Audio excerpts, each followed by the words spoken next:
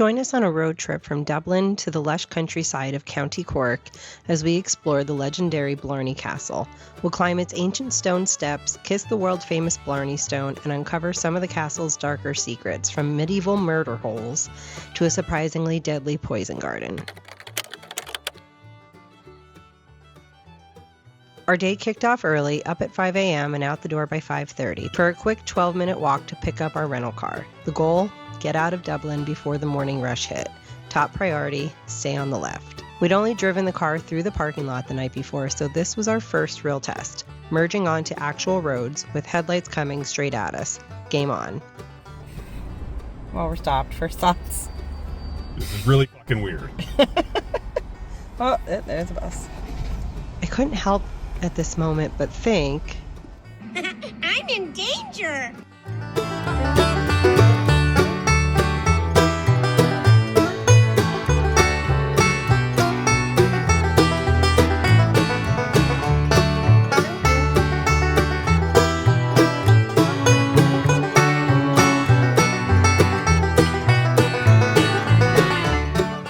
About 45 minutes after getting on the road and enjoying the views, we were starving. We stopped at Junction 14, Mayfield, in County Kildare. It's a service station off of the M7 with gas pumps, plenty of parking, and food options. The restaurants were not yet open, but we were able to find some baked goods, coffee, and a soda for Matt. There's chocolate thing. Chocolate pastry thing. And what is it? Look at all the chocolate in there. That's Close-up chocolate cam. This is a delight and a half. It fills up. I'm going to show you what I got. Chia energy bombs. So it's raw chia and coconut superfood energy balls. Let me see.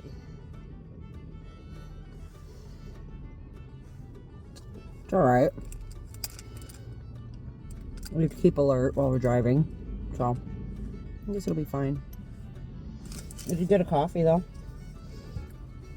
A little cappuccino. Matt got a baby-sized Diet Coke. We are on our way to Blarney Stone.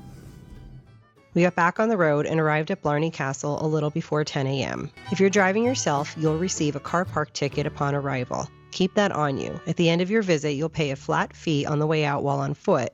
There's nowhere to pay from your car. We purchased our tickets upon arrival, but you can buy them online beforehand. You'll follow the paved trail towards the castle, which you can get a peek of here.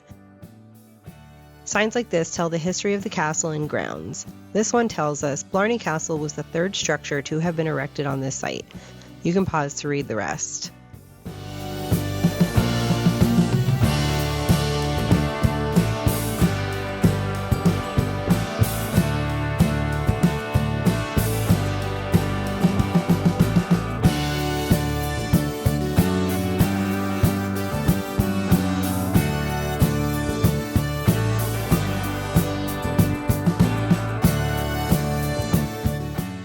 You'll continue on through some beautiful greenery, see where the rivers Blarney and Martin cross over each other but do not merge, areas for rest and reflection, and more of the beautiful grounds.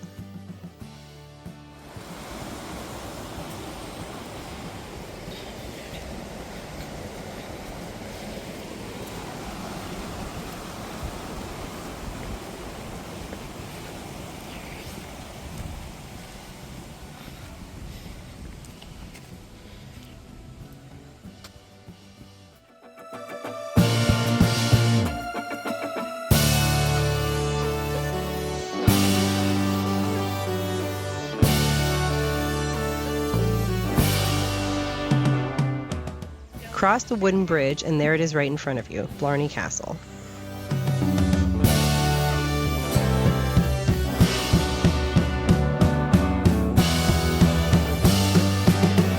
There's Matt. Hi, Matt.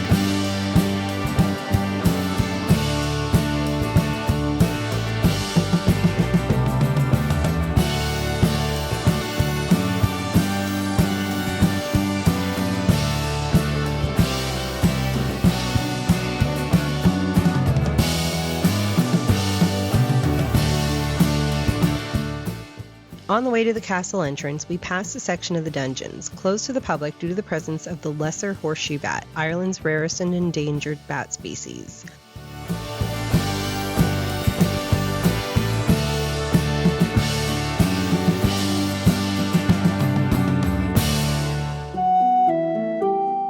As you head into the castle, you'll spot a map showing all the key areas you'll encounter during your visit. I'll be referencing this map throughout the video so you can follow along and see exactly where we are inside the castle.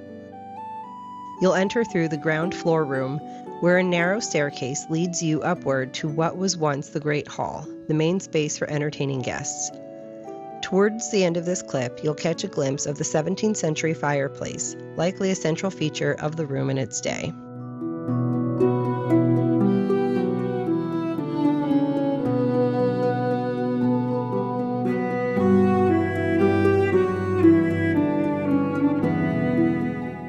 As we make our way through the castle, you'll come across various rooms with plaques explaining who might have lived or stayed there, each one offering a small glimpse into the life of those who called Blarney Castle home. Now look at those steps. I wouldn't want to be in a hurry on these. The staircases in tower houses like Blarney were designed for defense, narrow and spiral, allowing only one intruder at a time to pass. A single blow from a sword or axe could take out the first attacker, potentially sending him tumbling down onto the others. Advantage castle defenders. We now come across this hole in the floor. Do you think this was a medieval form of ventilation and air conditioning, a line of defense, or a place of relief? If you thought a place of relief, you'd be correct. This is one of 3 garderobes within Blarney Castle, a place of relief indeed, rather a place to relieve yourself, with a friend of course. An indoor lavatory, quite the show of wealth indeed. All 3 are located along the north wall of the castle, a prime location for the best ventilation. We move on to the young lady's bedroom, but only from behind this gate. We'll be back on the way out of the castle.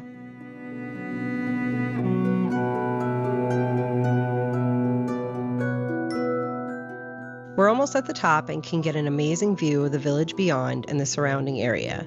From here, you can also get a view of what's remaining of the bawn. The bawn served as a defensive wall surrounding the castle and about 8 acres of its grounds.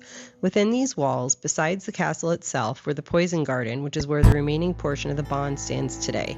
Livestock, blacksmith, butchers, gardeners, and more.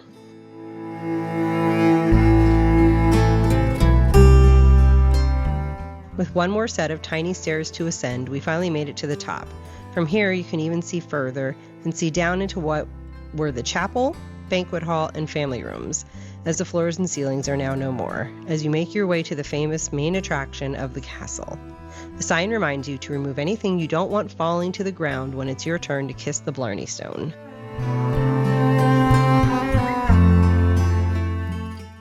But first, the legends and lore of the Blarney Stone. For centuries, visitors have leaned backward over dizzying heights to kiss it, hoping to gain the famed gift of eloquence. But where did this mysterious stone come from? Well, the truth depends on which legend you believe. Here are 3 of those legends. One story reaches back to 14th century Scotland. It's said that after the Irish chieftain Cormac McCarthy sent troops to help Robert the Bruce win the Battle of Bannockburn, the grateful Scottish king gifted him a piece of the Stone of Destiny, the sacred rock upon which kings were crowned. That very stone, they say, was set into the castle walls and became the Blarney Stone. Another tale spins a more magical thread. Long ago, a desperate lord sought help to win a legal battle. A wise old woman, or perhaps a witch, told him to kiss a particular stone on his castle's highest tower. He did, and suddenly words flowed like poetry. His speech was irresistible. In gratitude, he made the stone a permanent fixture so others could share his gift. And then there's the story of Queen Elizabeth I. When she demanded that McCarthy, 200 years after the first McCarthy, surrender his lands, he replied with flattery, charm, and endless excuses, but never a straight answer. Frustrated, the Queen reportedly exclaimed, "This is all Blarney." Since then, the word has meant clever nonsense, and the stone, its reputation for persuasive speech only grew stronger. 3 tales, 1 stone, and 1,000 tongues inspired by its touch. Whether you believe in ancient kings, Irish witches, or royal frustration, the Blarney Stone remains a legend worth kissing.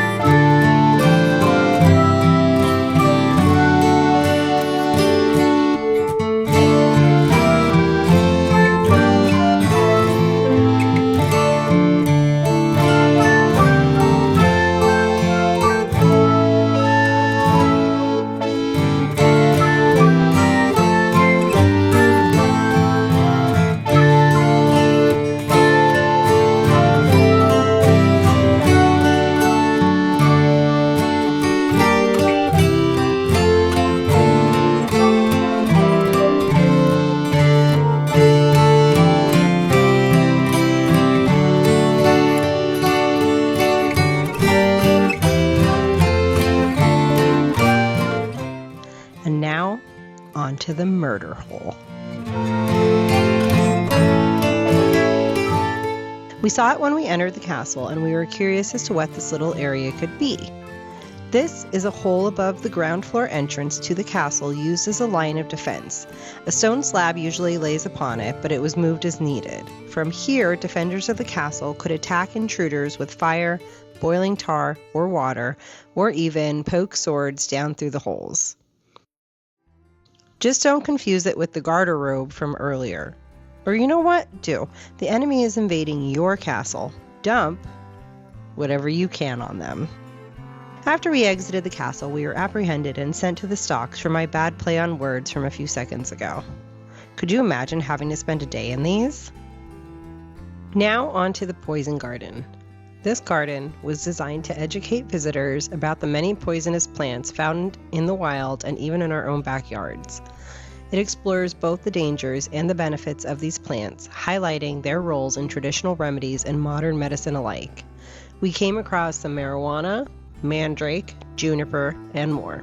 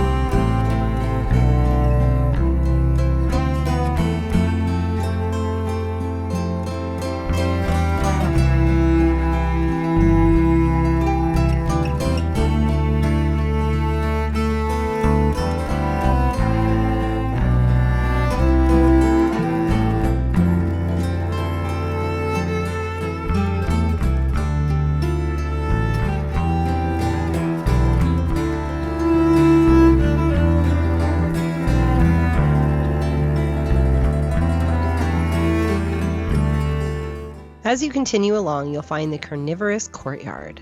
This area is home to plants that get their nutrients from attracting and consuming other living things. Usually insects are the main victim to these plants, but some can even consume frogs, lizards, and even rats.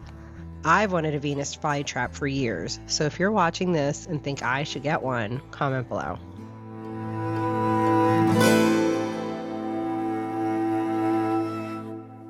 The poison and carnivorous garden. You can make your way to the Blarney House via the scenic walk.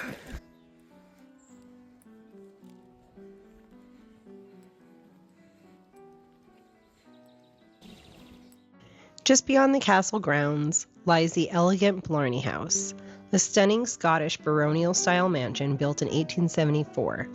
Though often overshadowed by the castle and its legendary stone, the house is a hidden gem in its own right, with its turrets, gables, and grand stone facade.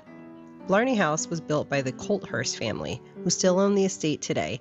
Inside, it features richly decorated rooms, antique furnishings, and views overlooking the lake and gardens.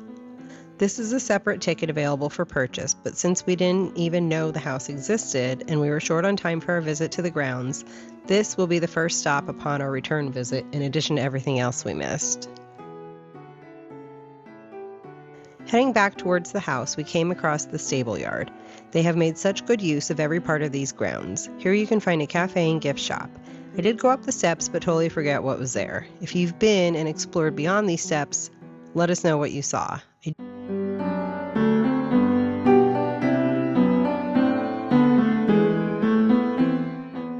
We definitely arrived at the right time before all the tour groups. This was the line to enter the castle near the stocks we visited earlier.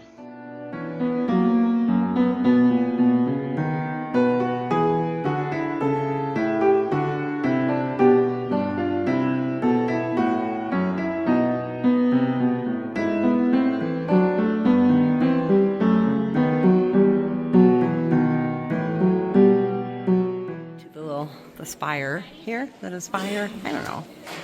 Let me know what it's called. And there's a little museum with some of the history of this portion of the house, maybe all of the house. I have to say I'm glad we don't have to kiss the stone this way anymore. That would not have worked. Property dating back to 1118.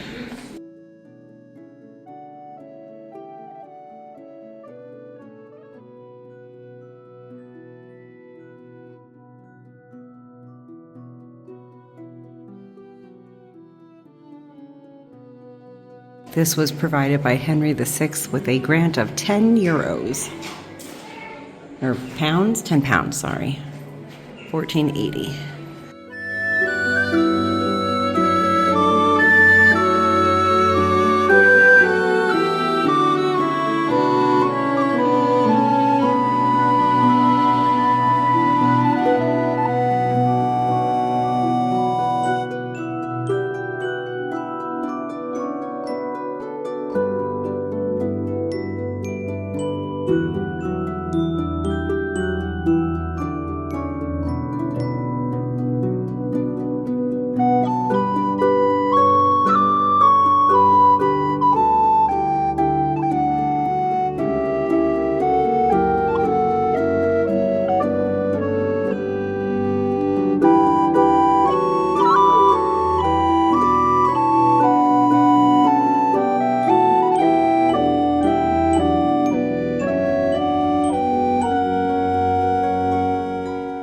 After one last look at this beautiful castle, it was time to get back on the road to our next destination for the day.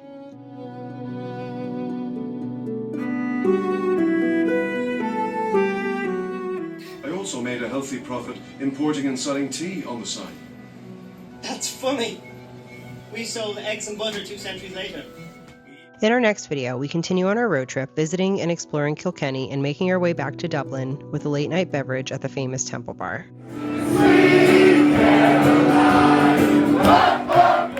Thanks for watching. If you enjoyed this video, please give us a like and consider commenting and/or subscribing.